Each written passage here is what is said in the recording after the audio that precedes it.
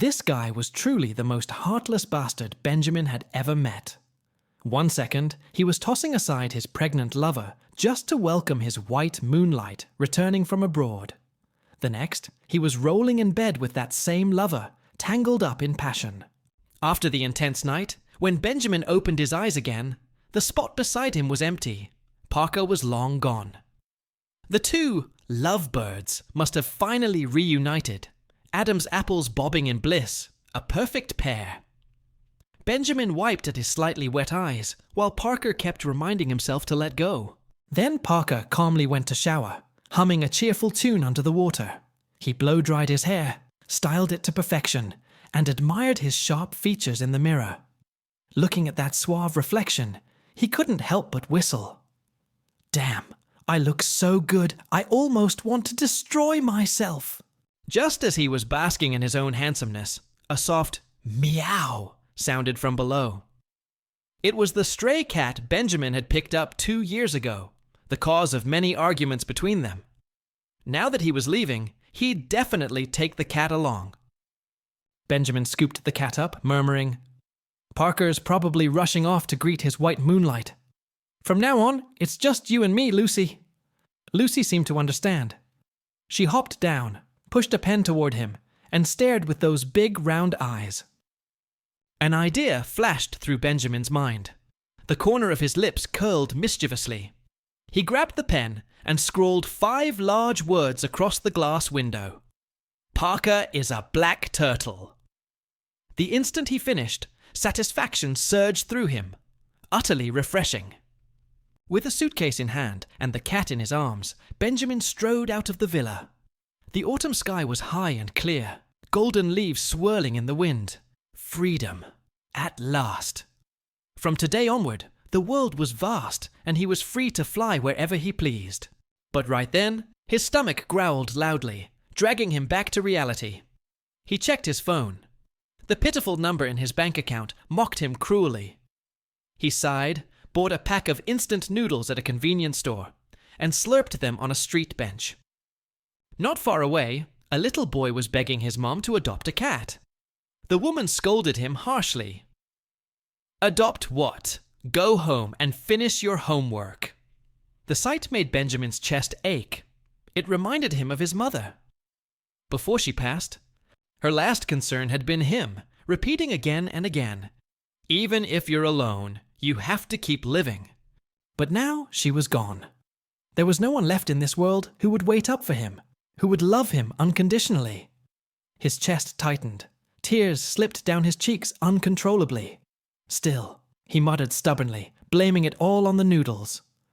Damn noodles! So damn spicy. He wiped his tears and stumbled across the street, only to get hit by a bicycle. What the hell? What kind of cursed day is this? When he came to, he saw the worried face of the family butler hovering over him.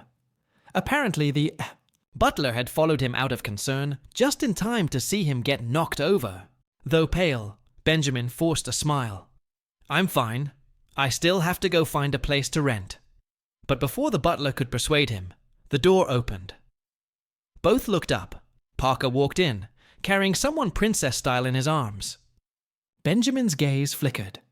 The person in Parker's arms was Michael, delicate, fair-skinned, eyes shining like peach blossoms. Parker didn't even glance at the bandage on Benjamin's forehead. His handsome brows furrowed, voice cold as ice. "Why are you still here?" Right on cue, Michael pouted sweetly. "Parker!" Parker instantly softened, lowering his head to coo at him, not sparing Benjamin another glance. Watching the scene, Benjamin's lips twisted in a cold smile. A perfect pair of mutts. Before he could finish, Butler Lee hurriedly clamped a hand over his mouth. "Sir, Benjamin just got into a small accident. I only brought him back to treat his wounds." Parker didn't care in the slightest. He simply said, voice clipped, "Call the doctor." Coincidentally, Michael had twisted his ankle getting out of the car. Parker crouched down, removed his shoes and socks, examined the foot, and said softly, "It's fine. Just apply some medicated oil." He then placed Michael's foot on his own thigh, ready to do it himself. "Does it hurt?" Michael blushed and shook his head. Parker frowned tenderly. "You should be more careful. You know your health isn't good, yet you keep being stubborn." That usually cold man suddenly looked gentle, almost doting. Benjamin nearly spat out his noodles from disgust. Good thing Parker had never acted like that toward him, or Benjamin would have vomited from all the sweetness. But then Parker caught his disgusted look. His eyes darkened dangerously. "Book a hotel for him," he ordered. Butler Lee hesitated. "Sir, Benjamin just got hurt. Maybe it's not convenient for him to move." "We're no longer related," Parker cut in coldly. "Besides, Michael's back now. You should take care of him." Michael smiled softly, his voice dripping with innocence. "Parker, it's okay. Let him stay here. He's injured after all. I'm not that petty, and he's taken care of you for years. I'd like to learn from him, actually." Parker chuckled, tapping his finger lightly on Michael's nose. "All right, whatever you say." Benjamin's stomach turned. He clutched it, fighting the urge to puke. Just as he stepped towards the window, Parker's voice came from behind. "Then stay." But when Parker later caught sight of the big graffiti on the glass, "Parker is a black turtle," his face darkened instantly. Still, he swallowed his anger for the time being, turned back, and said icily, "You didn't show up for work today." Benjamin cursed inwardly. "Work, my ass. Work for what? Your grave? Michael's back and you still want me around?" Out loud, he only smiled thinly. "With my current condition, do you really think it's appropriate for me to keep being your assistant?" "You signed a 5-year contract," Parker said evenly. "There's still half a year left. If you break it, I assume you can afford the penalty." Michael tugged Parker's sleeve gently, cooing, "Don't be like that. He's pitiful enough already. Don't be too harsh." Parker's lips curved with faint mockery, as if Benjamin's 5 years of devotion were worthless. Benjamin had never thought himself pitiful, but hearing that, something twisted painfully inside him. For 5 years, he'd cared for Parker like an old housekeeper, giving him everything he had. In return, Parker saw only a nuisance, a shameless parasite. That was the moment Benjamin gave up completely. "Enough. Don't bother. I'll go to work tomorrow." Parker nodded, carrying Michael into the bedroom. But before leaving, he said quietly, "Just call me Parker. You can stay. Butler Lee will prepare the guest room upstairs." Benjamin's face darkened. "No need. I'll move out soon. Watching you two, all lovey-dovey every day, makes me sick." Parker's expression sank. "Suit yourself? What a scumbag!" Heartless and pathetic all at once. Benjamin later saw the enormous breach fee in the contract, and nearly fainted. Parker really didn't hold back. But then again, 4.5 years had passed. What was another 6 months? A few days later, Anna sashayed over with her usual smirk. "Benjamin, why did you take sick leave last week?" "Wasn't feeling well," he replied calmly, pouring chrysanthemum tea. "I'm fine now." Anna leaned closer with a teasing grin. "Oh, I see. Eat what you crave, huh? Bet you and Parker got real intense." Benjamin glared. "Mind your own business, gossip queen." Just then, his phone rang. Parker's name flashing on screen. He sighed and picked up. A furious voice came through. "Benjamin, do you know what time it is?" 11:30, he answered lazily. "Are you an idiot? Where's my lunch?" Benjamin, already irritated from being forced back to work, clenched his jaw. Parker barked coldly. "You have 30 minutes. If lunch isn't ready by then, deal with the consequences." The line went dead. Benjamin fumed. "That's psycho! We've broken up, and he still expects me to cook? Do I owe him from a past life?" He ignored it, typing away at his keyboard. 30 minutes later, the phone rang again. "Where's lunch?" "Not in the mood," Benjamin shot back. "Get to my office, now." He hung up on him with satisfaction, a tiny act of rebellion. But soon his conscience prickled, and he dragged himself to Parker's office anyway. Parker sat there, face stormy, eyes sharp as blades. "I gave you half an hour. You didn't even start?" "Didn't have time," Benjamin replied coldly. Parker's teeth clenched. "Where's that obedient little Benjamin who used to cater to me? Gone just because we broke up?" Benjamin smirked dangerously. "Push me again, and I'll jump from the 18th floor. Want to see?" Parker's expression shifted. He reached under the desk and lifted Lucy by the scruff. "Go ahead, but will you abandon this little thing too?" That hit hard. Benjamin instantly deflated. Lucy was all he had left. He couldn't risk her. "What do you want to eat?" he muttered. Parker leaned back, smug. "The usual." Grinding his teeth, Benjamin went to buy groceries, the cheapest, ugliest ones he could find. He cooked like a man possessed. Eggs burnt black, mustard dumped by the handful, everything inedible. When he finally served the meal, he beamed sweetly. Parker took one bite. His face turned green. He grabbed Benjamin's chin, voice low and dangerous. "You've grown bolder." Benjamin's cheeks were squished like steamed buns, but his tone was still arrogant. "Thanks for the compliment." The next second, Parker yanked him close and kissed him hard. Benjamin froze, then slapped him across the face. "You bastard!" Parker rubbed his cheek, glaring but unapologetic. "And you drive me crazy," Benjamin sneered. "So what, you teach me a lesson with your mouth now?" Then, voice lazy but taunting. "What's wrong, Parker? Still can't get over me? Regretting it already?" Parker laughed coldly. "Regret? You think you're worth it." Benjamin's smile deepened, sultry and sharp. "Good, because even if you did regret, it's too late. I'm far too precious, and you'll never have another chance." Seeing Parker's face darken, Benjamin felt delightfully triumphant. "It's over between us. Stay the hell away from me, Parker. You're buzzing around like a damn fly." Parker had never seen Benjamin this defiant. He gritted his teeth, seething, but couldn't bring himself to strike him. Benjamin, on the other hand, felt exhilarated. "That's who I am. You treat me well, I treat you well. You cross me, I'll fight back twice as hard." With that, he smirked, turned on his heel, and strode out. Spine straight, head high.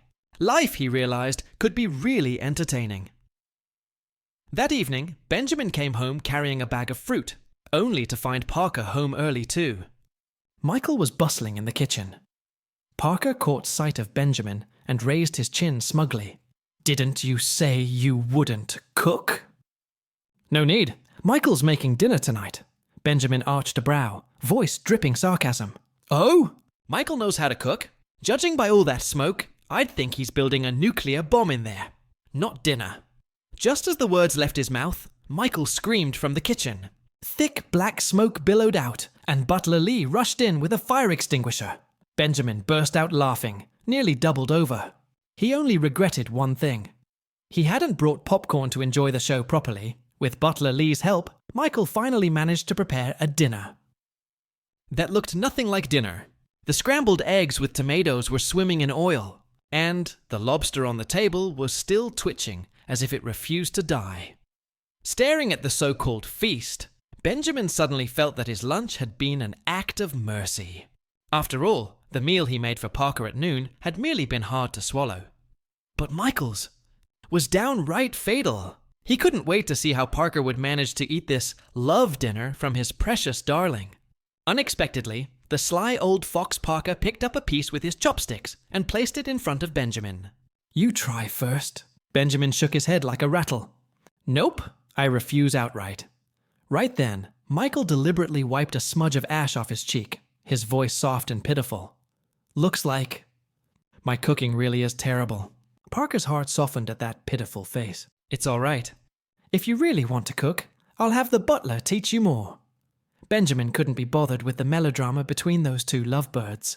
His gaze instead fell on the final dish on the table. He stared at it for a long time, but couldn't tell what it was. Then, Michael, always the obedient one in front of Parker, took the initiative to pick up a piece of that culinary masterpiece and drop it into Benjamin's bowl. "And this is sweet and sour fish. Try it, Benjamin, and tell me what you think." Benjamin didn't even hesitate, pushing the bowl away. "I'm not eating that." The green tea-style act came a little late, but it never failed to appear. Michael instantly switched into full theater mode. "Benjamin, just one bite, please. I really spent the whole afternoon cooking this." Parker chimed in too. "Just humor him and try it." Benjamin frowned at the glistening, greasy piece of fish in his bowl. The stench hit him straight in the nose, making his stomach churn so violently that he nearly threw up right there. This reaction. Could it be? Before he could finish the thought, Michael struck again. "Benjamin, even if it's not delicious, you don't have to look so disgusted, do you?" "I really tried my best." Then, covering half his face, he pretended to wipe away tears. "Parker, I'm sorry. It's my fault for being such a failure that Benjamin can't even stand to look at my food." Benjamin's face went pale as he fought the urge to vomit, glaring at him so hard he nearly threw a punch. Unfortunately, the moment he opened his mouth, he knew he'd throw up, so all he could do was clench his fists tightly. Parker's gaze darkened, danger radiating off him. He didn't care if Michael was actually upset or not. He only wanted to crush Benjamin's defiance once and for all. He picked up the fish and pressed it toward Benjamin. "Eat!" The closer it got, the stronger the stench became. Benjamin's stomach lurched. "Take it away." "I'm not eating that!" He snapped, shooting to his feet, every muscle tense. The air between them crackled. One spark, and they'd explode. Michael, ever the instigator, added fuel to the fire. "Benjamin, just eat it."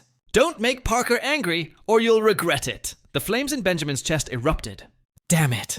I've held back long enough, and this bastard is still smirking." Parker, oblivious to the ticking bomb, kept pressing him. Benjamin finally lost control. He grabbed the greasy piece of fish and hurled it straight at Parker's face. Then he kicked the chair over and stormed off. Parker's hawk-like eyes turned blood red, full of rage and violence, as he watched Benjamin's back disappear.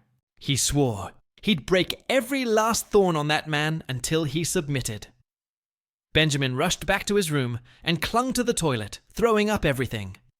Not just because of his stomach's reaction, Michael's evil creation alone was enough to make him retch his soul out. That kid might look proper on the surface, but his mind was full of dirty tricks. Just then, his phone buzzed. Benjamin tiredly picked up. Anna's voice came from the other end, informing him of two things. First, he'd be attending a charity gala with Parker tomorrow. Second, Parker had decided to make Michael part of the assistant team, in charge of external affairs. Benjamin, who had been dizzy from vomiting, suddenly sobered up. That little bastard Michael, he was clearly trying to step on him, seize the spotlight, and erase his very existence. Ruthless and childish at the same time. Lucy, the cat, blinked her round eyes at Benjamin's twisted expression, full of concern. Benjamin crouched down and scratched her chin. "Don't worry, your dad's not that easy to bully." Then he shoved a shiny knife into her paw. "From now on, you're the head of my personal security unit. If that scumbag Parker dares barge in here, just tell him one word." Lucy blinked innocently, clearly confused. The next evening, Benjamin arrived at the charity gala in a well-fitted suit. The event hadn't officially started, but the high society crowd was already chatting and networking. He glanced around. Parker hadn't arrived yet. A plump man with a sly smile approached. "Assistant Benjamin, why didn't you come with Parker?" Benjamin smiled politely and shook his hand. "Good evening, President Jack. Mr. Parker had an urgent meeting, so he might be late." He asked me to come first as a courtesy. Behind Jack's glasses, his beady eyes gleamed with cunning. "I heard there's been some tension between you and Parker lately?" News sure traveled fast. Benjamin smirked inwardly, but kept his polite facade. "As expected of you, sir, nothing escapes your eyes." Jack and a few greasy executives exchanged glances, eyes full of gossip. Pretending to be kind, they offered to help him. These old sharks, Benjamin wasn't foolish enough to fall for their bait. Still, they wouldn't stop, making veiled jabs at him. Then, a smooth male voice interrupted from behind. "Jack, long time no see." They all turned. It was Daniel, a well-known figure in the business world. He smiled warmly. "So what were you and Benjamin chatting about? Mind letting me in?" Jack forced a laugh and waved a hand. "Oh, just small talk, that's all." Benjamin nearly laughed out loud at his fake politeness. President Jack has been married 3 times, surely an expert in relationships. "Why not share some tips with me?" Jack's teeth ground audibly, but with Daniel present, he couldn't lash out. He stormed off with his entourage instead. Daniel chuckled and affectionately ruffled Benjamin's hair. "We were college friends. If you ever need anything, just come to me." Benjamin smiled, catching his hand. "Thanks. But please, don't mess up my hair. I spent ages styling it." Right then, Parker entered the hall. He happened to see the two of them laughing together, hands still touching, the scene oozing ambiguity. Jealous fury flared instantly in his eyes. Michael noticed and gently touched Parker's arm. Only then did Parker suppress his anger and walk to the VIP seats with him. When the dinner began, Benjamin found his name tag. His seat was right beside Parker's. The man's expression was dark, like he'd come to a funeral. Benjamin thought, "Not my problem," and turned away, humming softly. Parker's face grew even darker. At that moment, Michael handed him a glass of wine. Distracted, Parker's hand slipped. Red wine splashed all over his shirt. A waiter rushed over. "Mr. Parker, would you like to change on the second floor?" Parker nodded, told Michael to stay, and left. As he walked away, he noticed Benjamin hadn't followed him like usual. Irritation flared. "Benjamin, go get my spare shirt from the car and bring it upstairs." Benjamin cursed silently. What a pain. Still, he reluctantly went. When he entered the dressing room, Parker was already shirtless. Pure, masculine energy radiating from him. Perfect proportions, hard abs, that V-line. Benjamin's face flushed red, heart thumping wildly. Yes, Parker was a bastard, but damn, that face, that body. Flawless! Parker caught his heated stare. "What are you looking at?" "Give me the shirt," Benjamin coughed. "Who said I was looking?" Parker's tone turned cold. "So what was that cozy moment with Daniel about?" Benjamin, not sensing danger, replied casually. "We were college friends, just chatting. He's smart and polite. I enjoy talking to him. What's that got to do with you?" The way he praised another man made Parker's temper explode. He slammed Benjamin against the wall. "Have you forgotten who your boss is?" Benjamin instinctively pushed back, but his hands met firm, hot muscle. And for a moment, his brain went blank. Hard. Strong. Hot. Damn it, that's way too sexy. Parker's face darkened. "Like touching, do you?" Benjamin awkwardly laughed, face burning.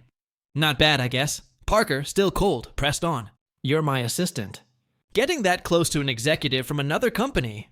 You think that's appropriate?" Benjamin sighed, pushing him away. "Parker, even as your employee, I still have the right to talk to whomever I want. That's basic freedom. Freedom, my ass." Parker growled, eyes blazing. "You're way too free these days."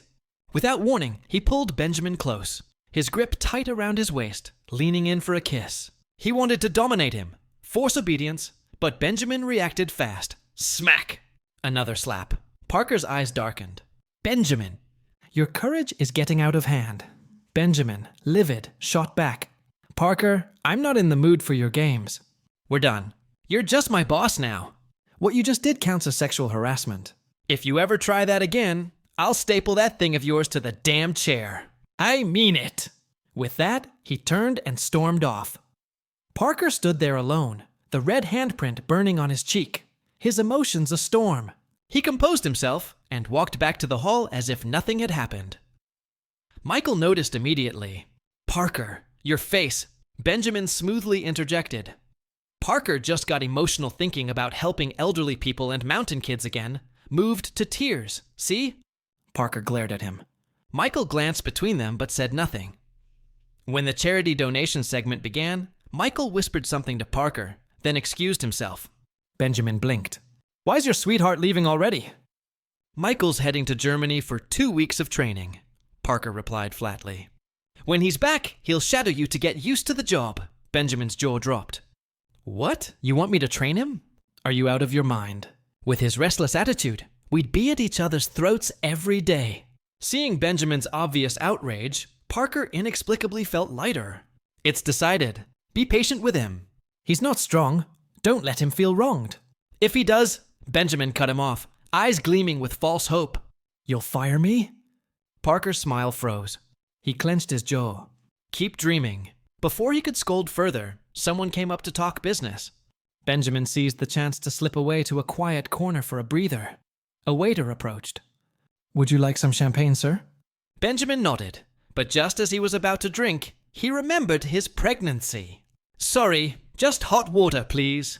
A moment later, the waiter returned, but his expression seemed odd. Sir, your hot water. Benjamin didn't think twice, took a sip, and immediately felt fire burn down his throat. The liquid scorched, making his face flush red as he coughed violently. The noise drew Parker's attention. He hurried over, patting Benjamin's back. What now? Benjamin glanced up and saw, not far away, Jack, his beady eyes glinting smugly. In an instant, Benjamin understood. It was that bastard's trick. Parker dipped a finger into the leftover liquid and tasted it. High-proof Smirnoff vodka. His eyes narrowed sharply, locking on Jack, seeing Parker's face darken. Jack panicked and slipped into the crowd. Parker looked down at Benjamin, whose face was still flushed, and recalled that infamous company party, the one where Benjamin got drunk, stole the MC's mic, and performed a sultry, drunken concubine dance. A lightweight beyond salvation. Worried history would repeat itself, Parker didn't hesitate. He hoisted Benjamin over his shoulder. Excuse us, I'll take him home first. Meanwhile, Benjamin's muffled voice came from over his back. I was supposed to shine tonight. The surrounding CEOs exchanged glances, sympathy in their eyes. Poor Parker. Stuck with a nightmare of an assistant. Parker forcefully carried Benjamin out of the banquet hall first. At that moment, Benjamin was completely drunk, like a wild cat struggling restlessly in his arms. You bastard, where the hell are you taking me?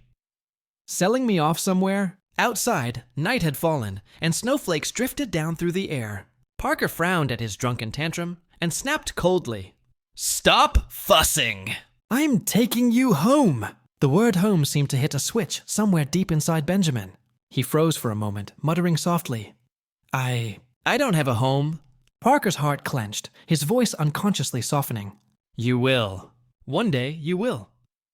Too drunk to tell north from south, Benjamin buried his face against Parker's neck and murmured, Tell me a story. Parker, usually a man of few words, found it hard to resist that fragile tone. What kind of story? He asked. With the courage only alcohol could give, Benjamin leaned close to his ear, voice husky and teasing, fingers slipping mischievously into his shirt. I want you to tell me Jin Ping Mei. Parker nearly dropped him right there. Of all things, that's what you want me to tell? But seeing how wasted the man was, he could only sigh. Shut up. We're almost there. Benjamin roughly turned his face toward him, smirking. Who are you to tell me to shut up? You're such a pain in the ass. He clearly didn't recognize Parker anymore and kept provoking him. Still, that wooden face of yours doesn't look half bad. Parker's expression darkened instantly, but Benjamin, oblivious to danger, slurred on. Oh, I know. You're that blockhead, that filthy old turtle. Parker the Black Turtle. Parker clenched his fist so tightly, his knuckles cracked. It took every ounce of willpower not to punch him. Benjamin grew even more excited, shouting into the empty night, Everyone, raise your glow sticks. Let's all chant together. Parker is a black turtle. Parker's teeth ground audibly, but looking at the drunken man slumped against him, he swallowed his anger. Fine. Let him live for now. When he's sober, we'll settle this properly. After walking for a long while, they finally reached the parking lot. Parker placed Benjamin in the back seat, but the man thrashed and whimpered like a child. No car, I want to walk. I want to take a walk. Again and again, pushing Parker's patience to its very edge. Walk? In this freezing snow? Benjamin's hazy eyes glimmered with the streetlights, full of yearning. But I really want to walk. Parker stared at him for a long moment before sighing in defeat. He crouched halfway down. I must have committed a great sin in my past life. Fine, get on my back. I'll take you for a walk. Benjamin immediately wrapped his arms around Parker's neck, inhaling the faint, clean scent of him. They walked slowly through the falling snow. No more bickering, no more sharp words. It felt as if just one more step could carry them into eternity, hand in hand. Gradually, Benjamin quieted down, murmuring through the haze of alcohol. "You were so mean to me today. So heartless. I bet you don't even know when my birthday is. My grandparents, my mom, they're all gone. There's no one left in this world who remembers my birthday." Parker stopped in his tracks. He suddenly realized he had shared a bed with Benjamin for 5 years, yet had never once said, "Happy birthday." The thought stabbed deep into his chest. Benjamin didn't notice. He kept whispering to himself, "I'm not greedy. I just want someone to say happy birthday, share a cake with me. Even a cheap one. $30 would be enough." All the arrogance he usually wore like armor was gone. Drunk, Benjamin revealed the most tender, pitiful corner of his soul. Parker's throat tightened. Words caught somewhere between his heart and his lips. He had always thought Benjamin didn't need affection or comfort. How wrong he'd been. Tears streamed down Benjamin's face, falling freely like they meant nothing. "I gave you everything, loved you with all I had. But in your eyes, there's only Michael. I have no father, no mother, no one who loves me. But you, how can you keep hurting me like this?" For a moment, the world fell utterly silent. So still that even the sound of their hearts seemed painfully loud. A silence so sharp it ached. After a long pause, Parker finally spoke in a low voice. "You've been carrying all this pain inside. Why didn't you tell me?" Benjamin pouted, tears still slipping down. "What's the point of telling you? You don't even like me," he hiccuped, voice trembling. "Give it some time. I'll go away. Far, far away, where you'll never find me again. Even if you wanted to buy me that cheap $30 cake, you wouldn't get the chance." Parker sighed, brushing his fingertips against Benjamin's cold cheek. "This year, let me celebrate your birthday for you, okay?" Benjamin only thought he was lying. He rubbed his face hard, crying out hoarsely, "You're all liars! None of you want me. You just want to throw me away." Parker swallowed down the lump in his throat, his voice softer than ever. "No, no one's going to throw you away. You're not unwanted, Benjamin." And at that moment, he realized how cruelly he'd treated this man. At the very least, he should never have been so heartless. Benjamin clung to him, trembling, like a drowning man grasping at his final lifeline. "All these years, I've always spent my birthdays alone. Even surgeries, I went to the hospital alone. Maybe someday if I die, no one will even care, right?" Before Parker could answer, Benjamin suddenly gagged. Parker hurriedly sat him on a nearby bench, thinking it must be his stomach acting up again. He instinctively rubbed Benjamin's abdomen, gazing down at that delicate face so close to his own. Those soft lashes fluttered slightly, his lips pressed together every now and then, and something in Parker's chest gave a violent tremor. Before he knew it, he leaned down and pressed a feather-light kiss to those trembling lips. There was no desire in it, only the warmth of a faint sun in the freezing night. Then, Parker gently wrapped his arms around Benjamin, using his own warmth to shield him. Softly he murmured, "No one's ever going to abandon you." In his sleep, Benjamin suddenly shouted, "Parker, you black turtle!" Parker sighed helplessly, humoring him with a low chuckle. All right. Parker's a black turtle. You can curse me all you want." Moments later, Benjamin drifted back into slumber, his breathing calm and shallow. Parker shook his head, carried him back along the snowy road, laid him carefully in the car's back seat, and pulled a blanket over him. That night, the heavy snow blanketed the bustling city and quietly melted something deep within a man's heart. The next morning, the hangover hit hard. Benjamin sat on the sofa, clutching his pounding head, trying to recall last night, but nothing came to mind. Forget it. If I can't remember, it probably wasn't anything good anyway. He touched his belly lightly, sighing. I've got to see the doctor this afternoon. Drinking while pregnant, even a little, is dangerous. Just then, the butler arrived with 2 breakfast trays. Sir, please eat while it's still warm. This one's for Mr. Parker. When you're done, could you bring it to him? He's probably still asleep, and I wouldn't want to disturb him. Benjamin nodded. After eating, he carried the other tray to Parker's room. The curtains were tightly drawn, the room still wrapped in darkness. Parker was fast asleep. Benjamin set the food down, then yanked the curtains open in one swift motion. Sunlight flooded the room, bright and gentle. The air instantly felt lighter. Parker squinted against the glare, frowning, clearly grumpy. "What the hell are you doing so early in the morning?" Benjamin looked at the pampered young master before him, a spark of irritation rising inside. "Mr. Lee's been up working since dawn, and he still has to take care of you. Get up already! Stop being such a burden!" To his surprise, Parker didn't get angry this time. He simply sat up, obedient. The movement revealed his lean, sculpted torso. And worse, Benjamin accidentally caught sight of a certain prominent part beneath the sheets. He whipped his head away, face burning. "Don't you have any shame?" Parker smirked, his tone teasing. "What are you blushing for? It's a normal physiological reaction. Besides, it's not like you haven't seen it before." Benjamin clenched his fists and punched his chest hard. "Say one more word of nonsense, and this bed will be mine tomorrow." Throwing that line over his shoulder, cheeks flushed crimson, Benjamin bolted from the room. Parker's gaze followed him until he vanished through the door. Then, the image of Benjamin from last night, so pitiful and fragile, flashed across his mind. He fell silent for a long moment before picking up his phone and dialing a number. Meanwhile, Benjamin headed to the hospital. The same doctor with the gold-rimmed glasses greeted him, but this time, a rugged man sat beside her. After listening to Benjamin's account, the doctor's sharp eyes narrowed. "You're telling me you drank alcohol?" Benjamin, like a child caught misbehaving, mumbled a quiet, "Yes." The doctor was so exasperated she almost laughed. "How about this?